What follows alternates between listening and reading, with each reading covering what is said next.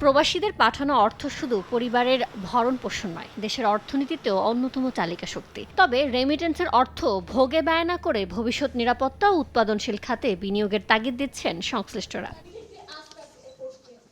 রাজধানীর এফডিসিতে আন্তর্জাতিক পারিবারিক রেমিটেন্স দিবস উপলক্ষে ডিবেট ফর ডেমোক্রেসির ছায়া সংসদ বিতর্ক প্রতিযোগিতায় International Organization for Migration IOM এর বাংলাদেশের chief of mission doctor Laura Tomm Bonde বলেন, নিরাপদ অভিবাসন নিশ্চিত করা গেলে শুধু ভবিষ্যৎ পরিবারই নয়, তাদের অর্জন পুরো সমাজ ও দেশের উন্নয়নে কাজে লাগানো সম্ভব হবে। নিরাপদ অভিবাসন নিশ্চিত করা গেলে শুধু অভিবাসী পরিবারই নয়, তাদের অর্জন পুরো সমাজ ও দেশের উন্নয়নে কাজে লাগানো সম্ভব হয়।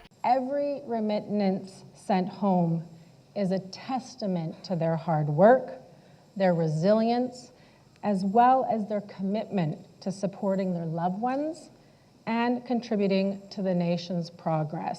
এ সময় বক্তারা বলেন, জনশক্তির একটি বড় অংশের কর্মসংস্থান অভিবাসনের মাধ্যমে।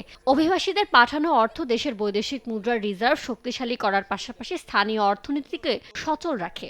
আজকে যে আলোকিত শহর দেখি, গ্রামের উন্নয়ন দেখি, আমাদের যে ব্যাংকিং খাতের দেখি যে মানুষের যে বিদেশ থেকে অর্থ আসা, সব চাকচিক্যই কিন্তু আমাদের রেমিটেন্স যোদ্ধাদের কারণেই হচ্ছে।